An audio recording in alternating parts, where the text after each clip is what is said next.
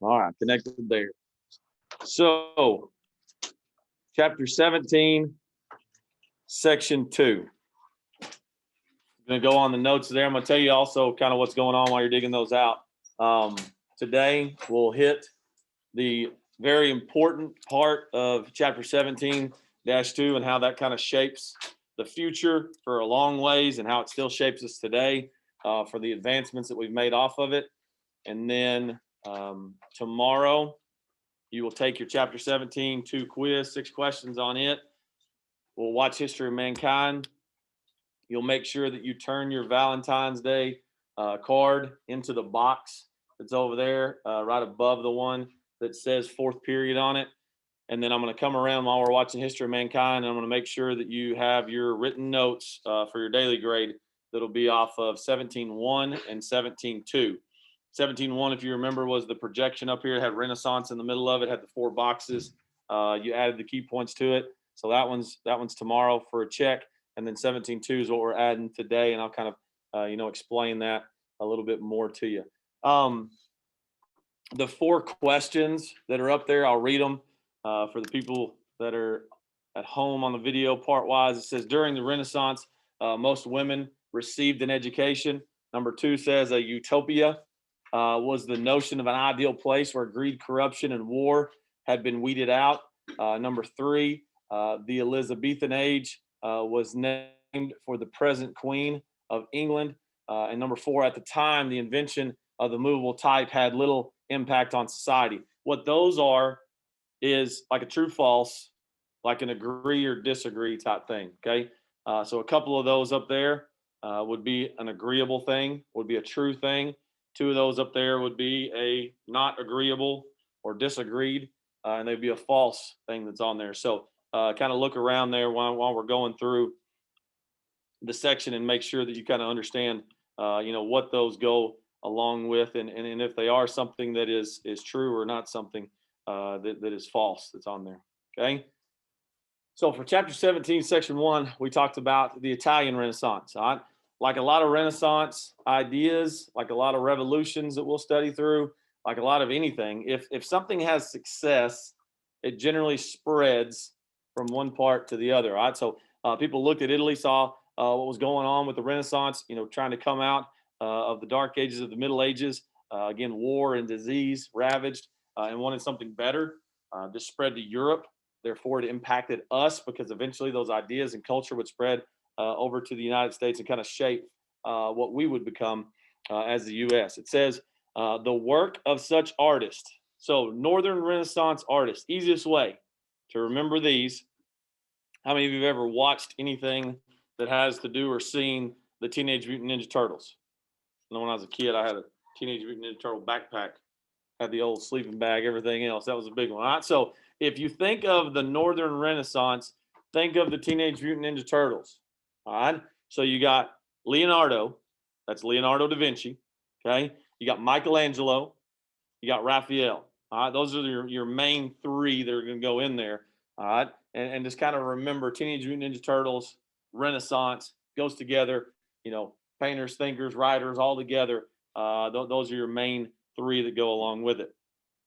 It says the 3 artists demonstrated an interest in the classical culture, a curiosity about the world, and a belief in human potential.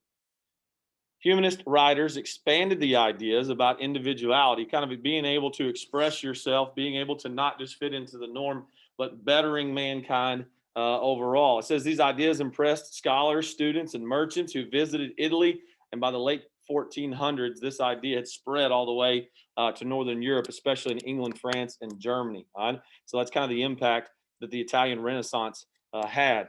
Right? But the big part was, individual thoughts. What was going on in an individual's life? All right. Most of the time, a peasant was considered a peasant, and then that was it at that time. But through art, and a key point of this one is they did realistic paintings. All right. So it portrayed the regular everyday life of what a peasant went through. And then, like, rich people would buy that art, peasants would admire the art because it was actually something that was true to them. You think about today's time, you have real life images of a photograph of something that happened somewhere. Magazines, the same thing. That piques your interest more than something that is fictitious, something that's not ever going to happen. The real stuff is the stuff that kind of grabs the people's attention and draws it to them. Okay, so this artistic idea, it spread, whether it was in the paintings, whether it was the rich life that was portrayed, the peasants could look up to and kind of see. And this is going to kind of go into the printing press here in a little bit, but it showed what day to day life was, showed what real life was. I don't know how many of you actually watch the news, but that's something that it brings you to kind of calling of what the news is, because it's a realistic impression of what goes on daily. All right, and you want to see kind of the real deal, not just something that's kind of fake that's going on out there. Okay, a utopia. All right, so it says up here, number 2, a utopia was the notion of an ideal place where greed, corruption, and war were non-present. All right, that sounds great. Yes. All right, if everybody had the same amount of money, if everybody wasn't going to fight each other in a war, the idea of greed and wanting more and more and more was gone. The idea of someone not lying to you, not being deceitful, everybody's honest and going through. That's the place you would want to be at, because a utopian society is what they wanted to create. It says Thomas More was a big idea based upon utopia. He wrote this book. It says gold and silver, of which money is made, are so treated as like important. Gold and silver is important because we make it important. No one values them more highly than that their true nature deserves. Who does not see that they are far inferior to iron? It is usefulness, since without iron mortals cannot live, and any more than without fire and water. Okay, so he's saying that man values something over other things, not so much as the usefulness of it, but of the want, the greed, the corruption, the war that it can cause. All right? Do we need diamonds to survive? No. Okay. But what does most women want? Want diamonds. Okay. Because it's a want. It's something that shows prominence. It shows, power. It shows a value whenever you look at things. Okay. So the idea of wanting something is a huge deal based upon, no, sir, both those are gone. Thank you. It's all about what we want. But if you can take away that, then the value of what something is actually the value that it gives us, the value that it's useful to us. And this goes through an entire society, whether it's man, woman, or child. The idea to rid ourselves of that and live in a perfect society. Okay, kind of go back to like a scenario of like a Garden of Eden, where everything's supposed to be perfect. You know what I mean? And that makes everybody's life so much simpler. All right. The next part is the idea of what went on during the Elizabethan age. And a famous name, which all of you should know, is William Shakespeare. Okay. Have y'all read that in any English classes? As far as y'all still read Shakespeare at some point? I don't know, probably junior year. Is that when it was? Or do y'all do it sophomore year? I gotcha. Okay.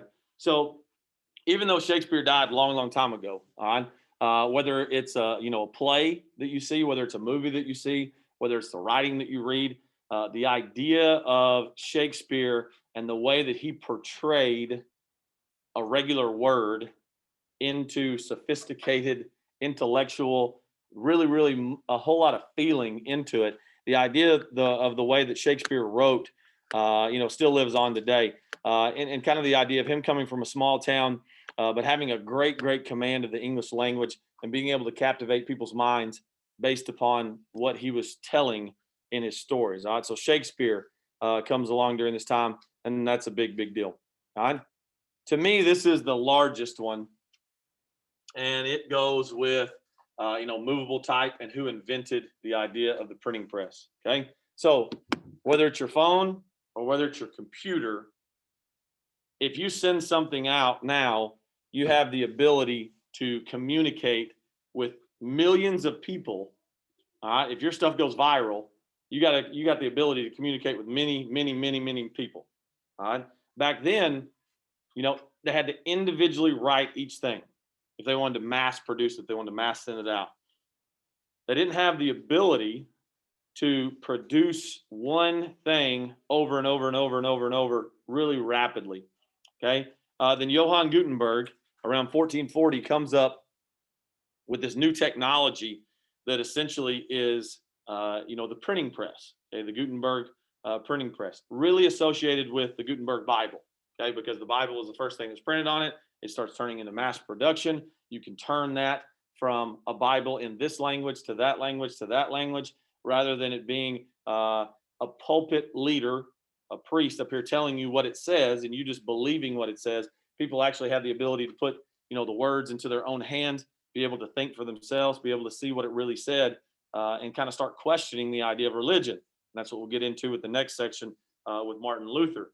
So being able to mass produce something by moving blocks, you could put it in many different languages. You could put it out to the people very, very fast. So then you kind of go through the progression that takes.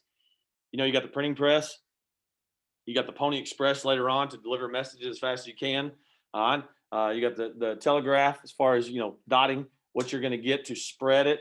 Then you go to the television. You think of how many people that impacts of what it is. Now you go to your cell phones, you go to social media and how fast a message can be put out. And if you don't kind of this year, especially with Twitter's been a huge, huge thing, under controversy of who has the ability to, push out information, what information is pushed out there, what information you believe, yada, yada, yada, all those things. That's really been in the news a ton this year. So Gutenberg kind of started all this, and it goes through in depth the beginning around 1440 of Gutenberg printing press. The last page that's on there, page 485, talks about the legacy of the Renaissance, what it will forever be known for, what it brings over to the U.S. So it talks about art, talks about painting, the artists, the writers, all of the achievements that they were able to make.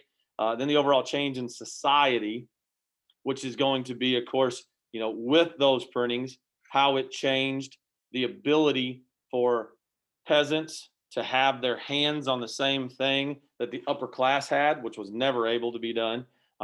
So you could kind of start to even out the playing field. Didn't happen just then, but you think about right now, every single child has an opportunity to go to school, to receive an education, to be able to start off, even though there's different hurdles that each one of you jump, but everybody has the same playing field by the time you get out of here with a diploma, as far as that goes. So that kind of, skips fast forwards to all that. Talks about the idea of religion, talks the idea about the legal process. People were more understandable of what was actually going on because they could have it in front of them. And that's a big deal to put in there. So what you need to put in your notes, you see the boxes that are down here at the bottom. It says causes of Northern Renaissance, spread of ideas, writers in reform, Elizabethan age, and the printing press. You need to have like 3 little bullets that goes along with it. The idea of movable type and inventing printing press, that goes with that one. Type of Renaissance paintings goes with the ideas of the Elizabethan age.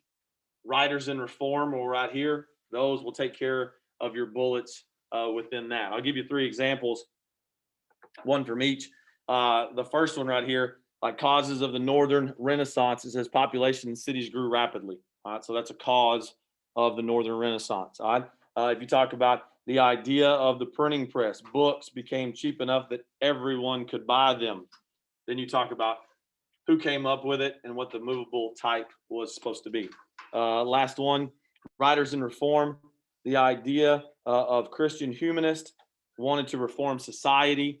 So that writer, being specific with who it is a big deal, because that's going to be, one of your questions, who wrote what to go along with it. All right. So for the remainder of the class, I'll give you a little bit of time on your own whenever you want to do that. Finish your notes for section 2 through your MyHRW or HMO, and then you will be able to go into and finish your Valentine's Day card. If you don't know what I'm talking about on it, go back to the video from yesterday, go to the bottom of Canvas on chapter 17. There's examples of the 3 that are there. You'll be good to go. All right, anybody have any questions? All right. Good luck.